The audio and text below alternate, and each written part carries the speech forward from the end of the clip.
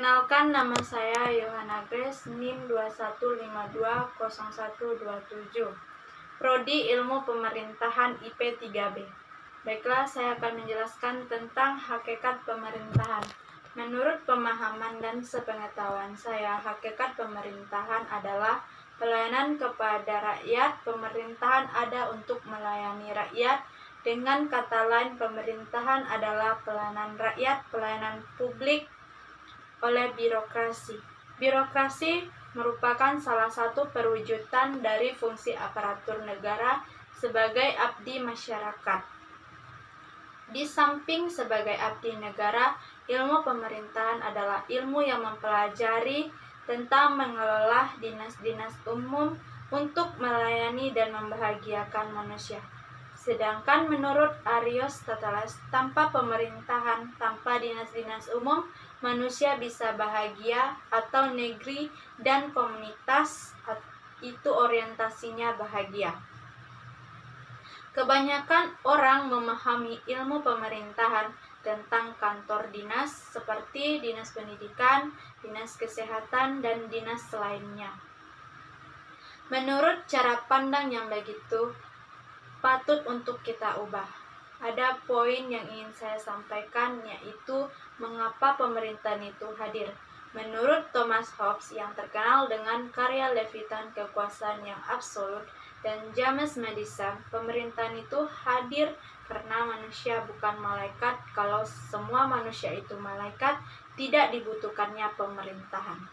Pemerintahan itu dari hakikat manusia. Manusia ini lebih lengkap dan sempurna dibandingkan malaikat. Sedangkan manusia punya kepentingan dan mempunyai pengetahuan, punya akal sehat dan nalar, dan punya nilai dan moral.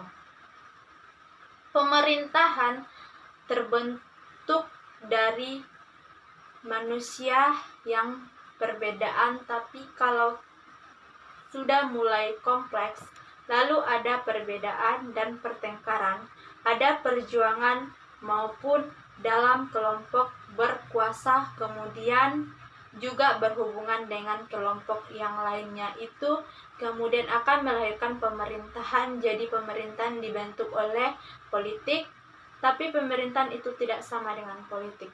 Karena pemerintahan itu mau tidak mau harus melihat aspek makhluk sosial, makhluk ekonomi, makhluk politik.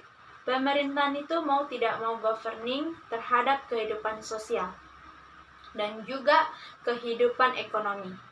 Manusia ini melahirkan banyak sisi yang itu akan bersentuhan dengan pemerintahan, meskipun pemerintahannya tidak harus diatur, diurus oleh pemerintahan formal.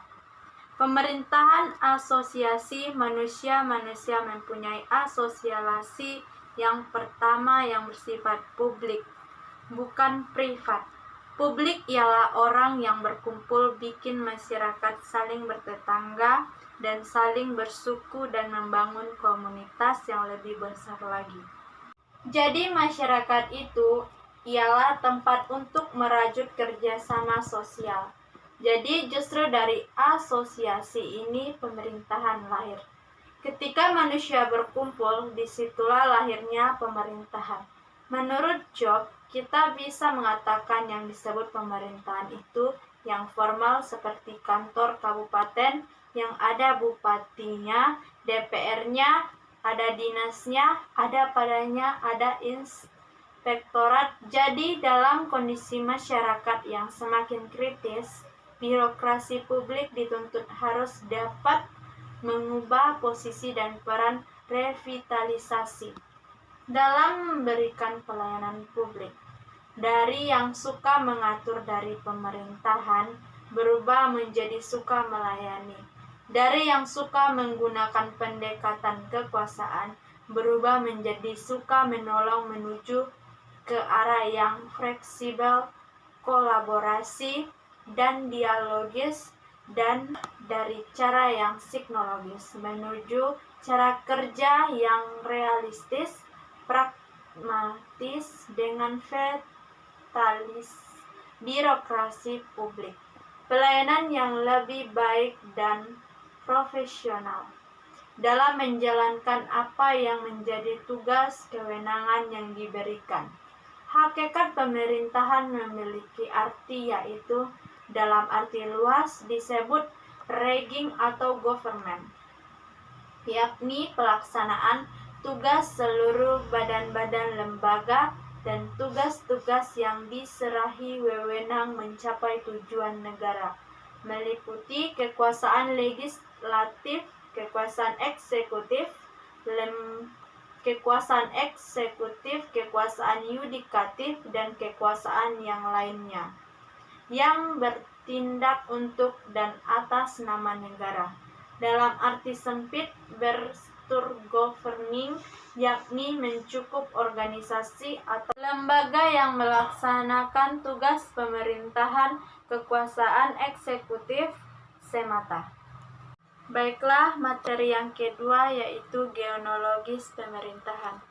Genealogis pemerintahan ialah sebagai hubungan antara pengetahuan dan kekuasaan di dalam sebuah wacana, hubungan yang terjadi di dalam sebuah klan atau marga atau kaum suku, ada kalanya tidak mampu lagi diikat lagi oleh ikatan darah.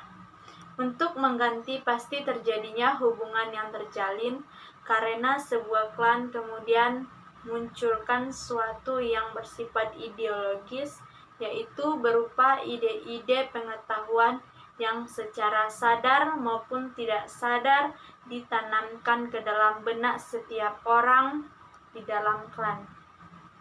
Jika saya adalah sebagai pemimpin sebuah klan, tentu saya merasa kepentingan untuk mempertahankan klan saya.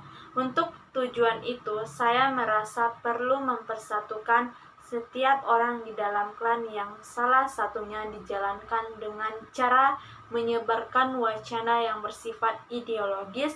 Meskipun demikian, memang ada cara pandang terhadap pemerintahan itu. Orang-orang libertarian atau liber yang menghendaki mereka tidak suka dengan negara yang menjadi pemain itu, tapi mereka lebih suka negara itu kalau dulunya nggak cukup mencari penjaga malam, kemudian berkembang yang bermain, yang para pemain menjadi pengatur. Intinya negara itu tidak cukup menjadi pengatur atas permainan dan negara tidak perlu menjadi pemain itu. Yang sering disebut dengan liberal begitu, dan tujuannya supaya berkembang secara terbuka dan bebas tanpa banyak campur tangan negara. Meskipun di zaman non-liberal sekarang itu kekuatan pasar itu memang butuh campur tangan negara, terutama untuk melindungi mereka dan menjamin supaya mereka bisa tumbuh dengan kuat. Artinya neoliberalisme itu membutuhkan campur tangan pemerintahan dengan besar yang banyak itu dalam rangka yang besar itu dilihat dari begitu banyak regulasi yang terutama untuk mengamankan kekuatan pasar maupun kapitalisme.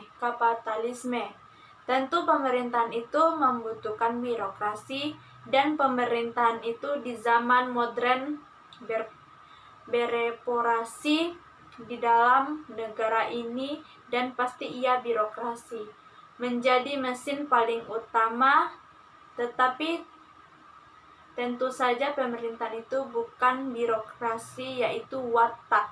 Birokrat pemerintahan membutuhkan birokrasi, bukan berarti bahwa pemerintahan itu berwajah birokratif.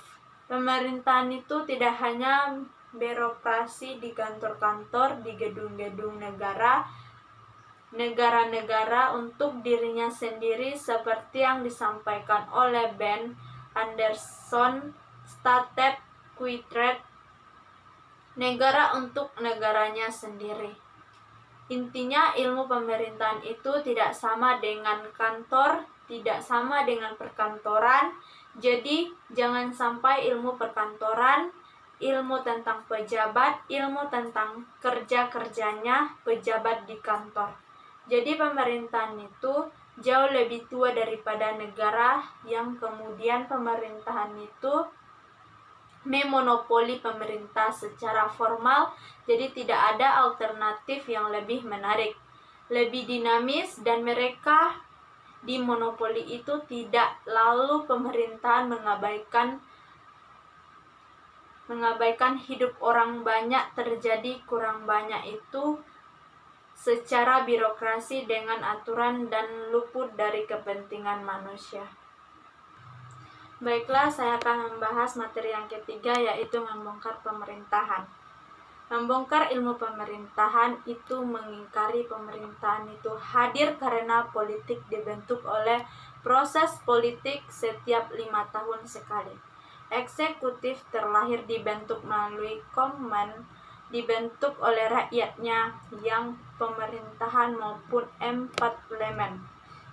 Bekerja membuat keputusan, buat undang-undang, dan kemudian menjalankan politik, hukum, dan administrasi.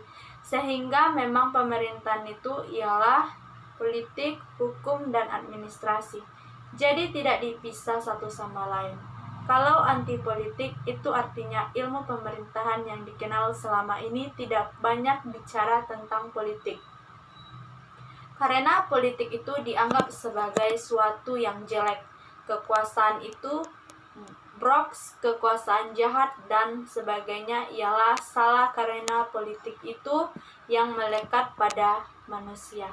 Gak bisa dipisahkan dari manusia.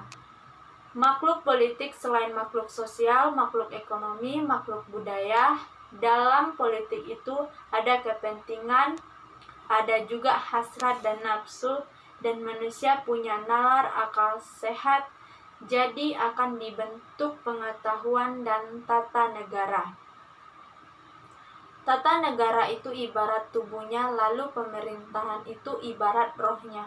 Jadi saling terkait, jadi eksekutif dan legislatif itu melakukan pembentukan hukum, kemudian eksekutif dan birokrasi itu melaksanakan hukum, kemudian yudikatif itu melakukan penegakan hukum. Jadi urutannya dari sana dalam literatur ditegaskan bahwa hukum itu otot besar bagi pemerintahan.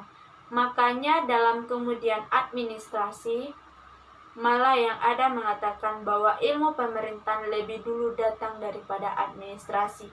Sehingga administrasi menganggap bahwa pemerintahan administratif, pemerintahan bersifat kantor, atau lebih sempit lagi bukan ilmu pemerintahan perkantoran.